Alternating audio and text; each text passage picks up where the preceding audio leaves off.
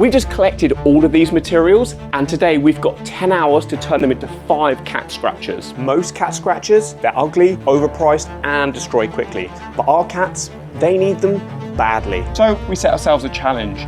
Build 5 scratchers our cats will actually use and that we're proud to have in our house. By the end, you'll know whether to buy or DIY your next scratching post. It's 10 AM and we've got 10 hours starting now. So let's start with a simple one, a flat cardboard scratcher. We're recreating a cat scratcher that our Maine Coons absolutely love. We bought a few online, but they're generally not big enough and fall apart. Aha, I think this is the box that we need. Should be long enough for the boys. What do you think of this one? Oh, get all of you on there.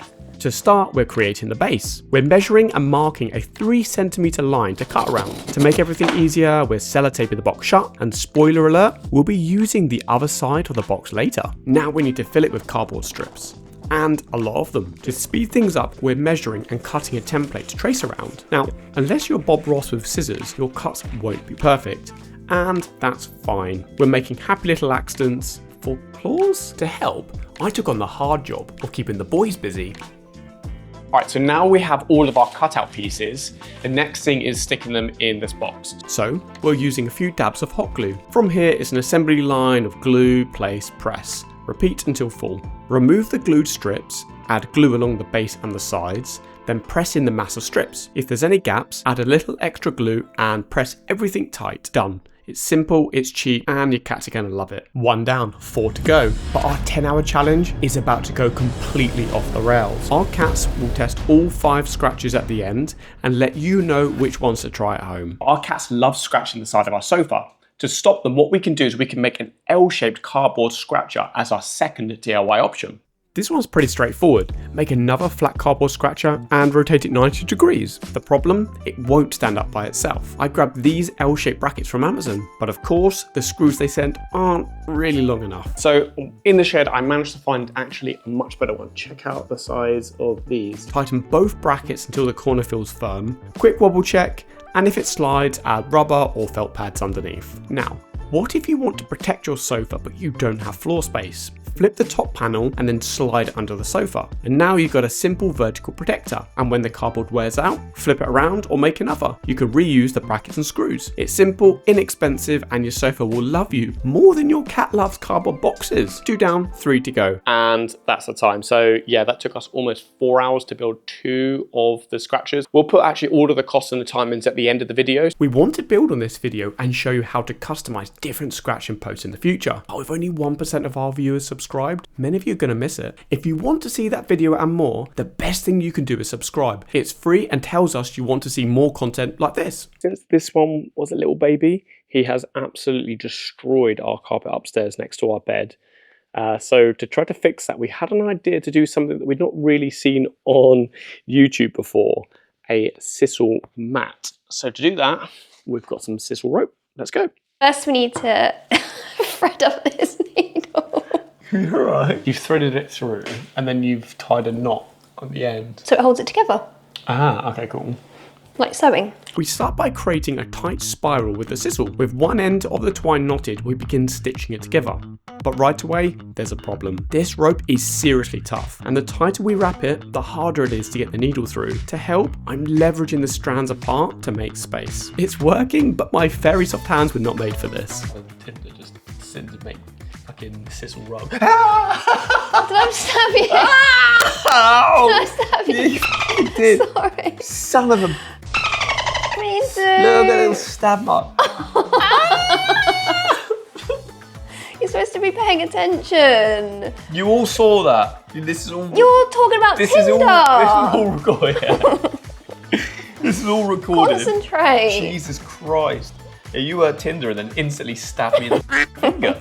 We want to add lots of layers and fast, but at first, the more we added, the looser it gets. So instead, we're focused on building a super tight center, one that won't unravel. And once that's solid, we can then add multiple layers at a time. Then we can stitch back through to anchor it down. All right, so we're about 2 hours in now, and I'll give you a short update to where we are. The Sisal mat's now over 30 centimeters across, about the size of a dinner plate. From this angle, you can see the jute string stitched through the Sisal, pulling it tight. Flipping it to one side and you'll see where the Sisal isn't joined yet. It's loose and flimsy. We start stitching from the very edge, looping the strongest section we've already done and then back out again through all the layers of Sisal, repeating until the whole circle holds together. Once that's solid, we wrap on more layers by rotating it slowly on a solid surface. Let's keep going. We've got 20 meters of Sisal to get through. Okay, final problem. Finishing the end so it doesn't fray. We started by pushing the needle through the rope near the end, then stitched back and forth a few times to lock it in place. Next, we wove between the Sisal, wrapping the jute around about 8 times and then pulling it tight. After that, we stitched over and under the wrap jute twine. Finally, we ran the needle back down the Sisal to use up the last of the jute. Pulled it tight, tied a knot, and then snipped off the excess. Honestly, guys, it took us way longer than we were expecting. I reckon about 4 hours in total. Maybe with just a few breaks in between to get this done, so much longer than we expected. That gives us 2 hours left to do our final 2 cat scratches. As much as we wanted to carry on, at this point it was 10 to 8 on a Sunday evening, so we decided to call it a day. Although, maybe we shouldn't have, as this is where things started to go wrong. This cannot be how to do this. Our third one, we're going to make a horizontal scratcher. So to do that, what we've got is a pipe, some white Sisal rather than black Sisal, and some MDF ends that we've already primed and painted. Before we do though, I need to click start on the timer. Let's go. Okay, so we need to cut down the pipe. This should have been easy, but immediately didn't work. So out comes a hacksaw. Naturally, I can't cut straight, so out comes the sander, which I use to square everything off. Perfect, that did the trick. Now, to add the Sisal, I start by drilling a small hole at the top of the pipe to attach the rope, before sanding the surface with grip.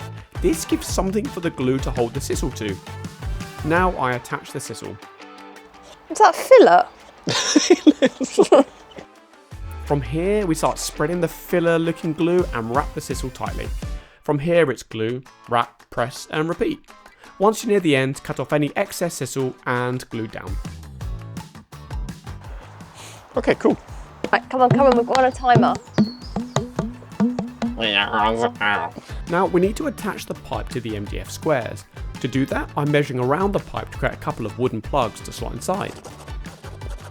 So, Kaylee said that how hard can it be, and that she wanted to give this a go. No, I didn't. This is our first version where it was cut out. What we've done is we've used a handsaw, kind of cut like the edges off. It's not quite perfect. Found this in the shed. I just won't tell Kaylee how I accidentally came across it. The multi-tool makes it easy. Now for a quick test fit. A bit too perfect? We want to find the middle of both pieces of wood and then screw through to attach them together. Probably knowing me, it's just going to come straight through the other end. Because of a pointy end to deal with. Finding the middle of these turned out to be harder than I first thought. I assumed the MDF squares were 20 by 20, but yeah, they were actually slightly bigger. Next, Kaylee thought I had drilled through the table. Table. What? No, I'm not. It's got a hole there, look. There must be a better way. This cannot be how to do this. There we go. And it didn't go through, look. Now we squeeze the plugs fully into the pipe. You can glue them in, but we're leaving it dry so it's easy to replace their Sisal later. So, the timer's gone. Oh no! No! 10-hour challenge failed. We're going to keep going though. On goes a stopwatch to see how far over we go. Now pop the stop on. Hey! So that is cat scratcher number 4 done. Now for the big one, cat scratcher number 5. This is going to easily be the hardest one. The base is even made out of stone. For our 5th and final scratcher, we wanted to fix 4 main problems. 1, they're way too short. Our cats need to fully stretch out. 2, the fabric bases catch fur and always need cleaning. 3, they're rarely sturdy enough. And honestly, number 4, most of them are just way too ugly.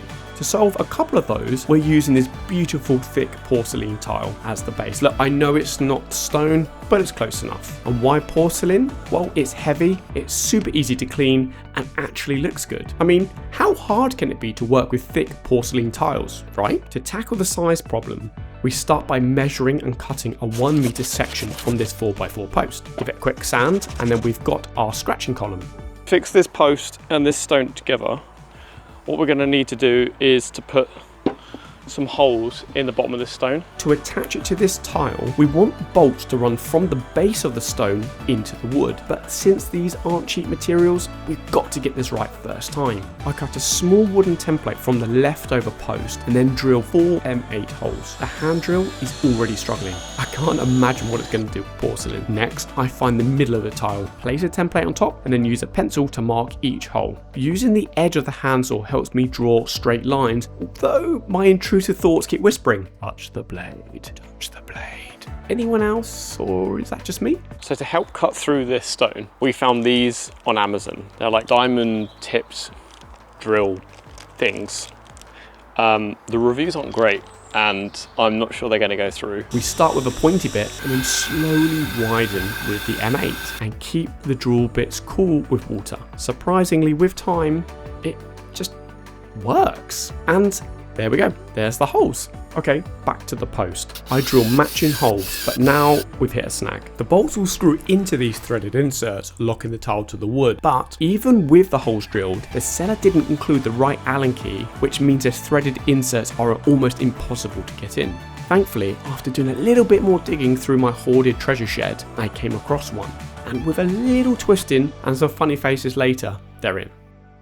To ensure the tile sits flat on the floor, we're using countersunk bolts, but I don't have the right drill bit for that, so a bit of DIY improvisation. What I do is tilt the bit at 45-degree angle and then carefully grind out the space for the heads. And here we go, moment of truth. Does it sit flush? And shockingly, it actually works. I've done something that actually works. Next up, paint the post black so we can hide any gaps between the coils. Once dry, it's time to finally wrap. The black sisal is way thicker than the white ones we used on the last build, and with the squared edges of the post, it's way harder to wrap around. We're using 2 full coils, and once the first one runs out, I add glue, slap on the next one, and then clamp it tight. Between Kaylee and me though, wrapping, gluing and pulling it tight, we're pretty soon done. You can really see the quality in this sisal. Unlike the cheap rope that frays instantly, this is built to last for years. As a nice bonus, the manufacturer even threw in a little mouse toy. To finish the job, just glue down the end securely and then trim off any excess. There we go, we have one finished scratching post with our screws on the end. Now for the final fit. I slowly tighten each bolt underneath, but are these bolts strong enough, or is the stone about to snap on us? Oh my god. And damn, this is insanely heavy, like crazy. I'll put it on the scales at the end. With all of this put together, we have one more thing. We need to put a tile on top of this. Now, we actually managed to get a matching tile that's not quite as thick as the base that we can put on the top to finish it off. One problem though, we don't have a tile cutter. We checked YouTube. Actually, we'll put a link in the description for a guy who we saw doing this. Not sure if it'll work for us because this tile is still pretty thick. To do that, I grab one of the tile bits and try by hand. No luck. Switching to the drill using another extreme angle, I slowly cut out a 1 to 2 millimeter groove. Is that enough to snap the tile? It's like trying to snap a tank. Turns out, yeah, you totally need specialist tools for porcelain. Okay, so we've hit a bit of a problem. So we thought we could score an edge using kind of the edge or the end of one of the diamond bit drill parts that we had, and we did. So you can see along here on this stone tile that we have got like an edge cut through, but it's not enough, and I don't have another tool to do this, and I really don't want to buy an angle grinder to do it. So I am now massively in debt with the wife. It looks like I've just had to buy an angle grinder, which is my first one, which should be fun. Yeah, I think she's gonna kill me. We've gone way over budget. And holy frick, this thing is so insanely powerful. It cuts like a hot knife through butter. With just a couple of cuts and a light bit of sanding, we're done. Now to fix the top, we need to add a little bit of hot glue. Yeah, put it on there. to stop the stone from destroying the floor, we picked up these little rubber feet. Almost nearly ready, isn't it? Daddy's just filling these little rubber things. Ooh, do they smell nice? Right, with them on. We finally finished our premium scratching post. What an absolute beast. After 14 hours, a blown budget, an argument with a tile, and a stab wound, we've finally done it. But the real test, the one that actually matters, starts now. What we're going to do now is hand them over to our panel of furry judges to answer the ultimate question. Should you buy or DIY your next cat scratcher? First up, the flat cardboard scratcher. We knew they'd like this, but we didn't expect it to become the most sought after piece of real estate in our entire house. Honestly, it's a total no-brainer. The materials are basically free, it's easy to make, and it's used daily by all three of them. It is easily the most successful thing we've ever built. The verdict? Don't even think about buying one, DIY this, and then make another. And the best way to improve on perfection? Make it L-shaped. Adding those two little brackets gives them a choice, horizontal or vertical destruction, and while the flat one is still reigning champion, they hit this upright version all the time, especially when they think we're not looking. Look, you're already cutting the cardboard, you've already got the glue gun out, for the price of two brackets, you might as well make this one at the same time. Your sofa will thank you. This was a big surprise. We hadn't even finished putting our tools away when Cookie claimed it. We made this to save our bedroom carpet, but it's found its permanent home in the kitchen, where it's become the perfect sit and scratch combo. It was definitely harder to make, but it wasn't complicated, just time consuming. And a quick tip, spend a little extra on thicker sisal. It will last so much longer than that cheap, thin rope that comes on most store-bought posts. And now for the one we had such high hopes for. Our cats love walking along banisters, so I thought a horizontal scratching log would be a guaranteed hit. Yeah, they have shown almost zero interest in this, which is pretty gutting considering it costs more than the first three combined. We've tried standing it upright, which gives it a bit more attention, but it's mostly just become an obstacle that they play around. I think maybe if it was twice as long? What do you guys think? How would you salvage this one?